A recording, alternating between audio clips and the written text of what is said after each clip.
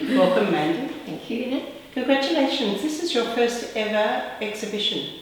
And your inspiration's been years worth of travelling, hasn't it, in New Zealand, Tasmania? True. Tell us a little bit about that, because this is quite reflections. It is a series of work that actually it is a reflection of my travels and where we've been living.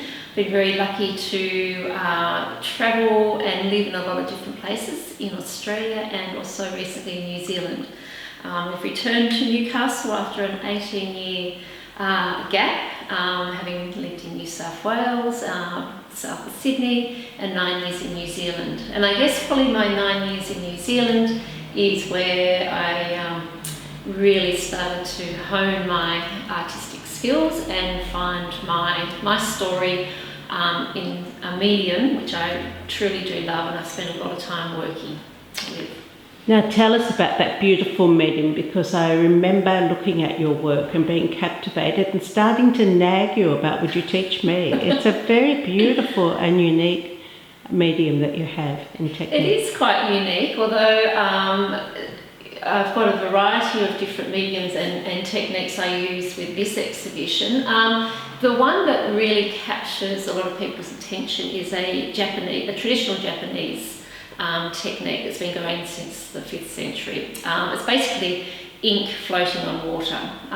So I've been, for the last probably 5 or 6 years, really experimenting with that technique. There's a lot of different ways that you could use that particular technique, but I wanted a way that would really capture what I wanted to talk about and the story behind my background as well. What is your background? I grew up in Tasmania and on a very beautiful farm which now is still in our family, and it's got beautiful beaches which are just tumbled pebbles, which are natural tumbled pebbles. So that was my first love, collecting things off the beach. I then moved into jewellery making as well, and I wanted to use these perfectly tumbled little pebbles because I knew that they were just so unique.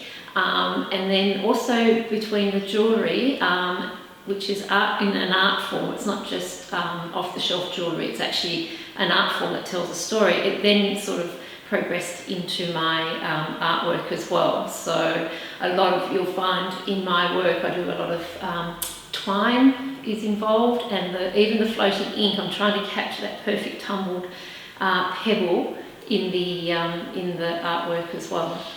So for example, here's 3 pieces of art that I've been working on with the Japanese technique of floating ink. So I wanted to capture that essence of a pebble in a stream. And these are basically eddies, which is where the stream runs around pebbles in the moving water.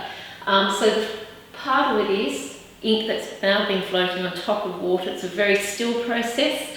It's done with 2 very fine Japanese paint brushes, and I wanted to capture it so the ink was just sitting on the top of the water at the very right time, so then I could use beautiful Japanese washi paper, which is quite unique in itself, which goes on top of the water to capture that image. It doesn't always work, so I've gone through a lot of paper and a lot of patience trying to get a particular style. After I found the ink movement on the paper that I liked, I've then used graphite pencil to slightly continue those lines so you can see that it is a movement of the water around it. It's also got embossed into the actual paperwork with an embossing tool as well. So there's a few different mediums there pulling it together. But I'm pleased with how they've come. It was very hard to have the water still enough to be able to have this sort of stacking of the pebbles, which is what I really wanted to achieve. So this is another technique I've used. I use a lot of Japanese papers, all different kinds from all different areas of Japan. This is actually a series which I started on the left-hand side over here working through. And to begin with, it was the idea of the devastating bushfires that we had in Australia in 2019, 20. And it was the stark damage that it did to our beautiful forest. So I've used very fine rice paper And I've used also Japanese sumi ink sticks. So they're beautiful little sticks which are condensed ink. I have beautiful little ceramic dishes, and I grind into the ceramic dish with a droplet of water just to get the right, however dark or light you want the ink to be. Then I do some mark making on the paper, and it might be mark making with a stick, a twig, a feather, a piece of twine. So I get these beautiful different effects. So it moved from being quite stark with the damage from the charcoal and the intense fire, and a little bit of, sometimes there was a little bit of growth there, but not really. Then it was moving to the forest, rejuvenating and a bit more colour, and then the final one over here where we've got these beautiful greens and blues and purples coming through, because finally some of the trees were coming back to life. Okay, so this is another Japanese, well, it's using Japanese tools, I guess. So once again, I have used paper, and it's actually, this paper is from India. This is handmade in India, this paper. And I really love the way that it would soak up the ink. So once again, I've used an indigo sumi ink stick, ground it into the ceramic dish, and then I have soaked the pieces of paper multiple times to get the right consistency, to get a landscape effect. Sometimes I would etch into the paper so the ink would see the lines and soak into those embossed lines, so we get a bit more of a landscape effect. And these are all memories and really special times from Tasmania, because it's so beautiful down there. So we've got Dove Lake, Lake Pedder, so forth. So it's the stark beauty that I wanted to capture. The landscape, it's soft, it's gentle, it's a quiet time to sit back and reflect on what's happening around our natural environment. Quiet Reflections was a series of work that I started actually basically in lockdown, when we all went into hiding into our little bubble and we couldn't leave. So once I knew that all my family was well and safe, and once I learnt to turn the TV off and stop worrying about the graph, I decided that it was time to look around what was in our backyard and to really take good notice of the beautiful things that we've got in our beautiful surroundings in Newcastle East. So this is a series from 1 to 10, which started the whole exhibition basically. The first 3 have a thread in it, and that thread was my response to what was happening in the world at the time, when everyone said, watch the graph, watch the numbers go up, it's all relying on this graph, we need to come down. So the very first one is the graph going sky high. And then with this little one here, it's the beautiful little Japanese papers rolled with the mark making again.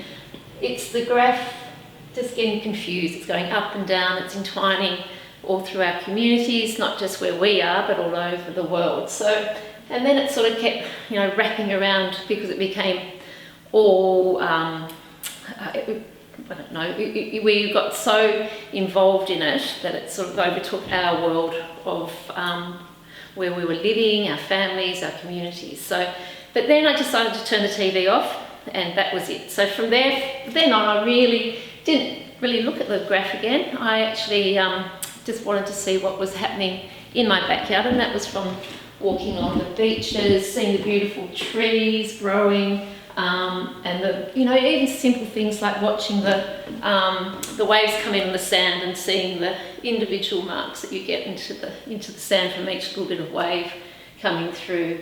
And once again, it's the floating ink that I always sort of come back to, the saturation of the sumi inks, and finding a way to express myself in a different way using those techniques. Since you found this very quiet technique, has it changed the work that you're doing in your jewellery? There's often a reflection, yes, it has. I have a beautiful studio that I go from basically a paperwork desk to a jewellery desk, and if I find during a morning walk, for example, I found, as I was talking about the waves hitting the sand, so I've made silver pendants with that beautiful wave being embossed into silver, so there's a definite connection. And I've made silver spoons with the driftwood wood, so with the handles. So there is a definite connection, and as I said before, it's not off the shelf. You know, I don't do 10 or one thing. It's an original piece of art jewellery that has a little story behind it each time. So yeah, it's a quiet. My studio's got very quiet sometimes. And have you got other directions that you're thinking about that's just you've gone, yes, that's where I'm going to move? I have actually. Well, I'm thinking with the beautiful floating ink next door, I'd actually like to go really big with it and also onto fabric. So I would love to have some sheer fabric hanging as a wall hanging, but it's got this beautiful image of the water coming and going and the reflections, but it's a very soft, once again, a very soft process to be involved in. And also printing. I would actually really like to see some of this printed as well, and using both techniques together. I think there's a little thing there that's happening. But at the moment, I'm happy to keep exploring different papers, making my own papers, finding some different inks from around the world. So I need a trip to Japan, and you need me to come with you. I need you to come with me. I think we should do a paper and ink tour when the borders open up again. And a walk. And a walk. Oh, beautiful. Mm. I have such admiration for you on your very first exhibition ever, Mandy. What an extraordinary exhibition. Thank you very much, and thank you for the opportunity. It's an amazing setting, and it just was perfect. It went well. And I look forward to your next exhibition here, maybe in another few years. Ooh,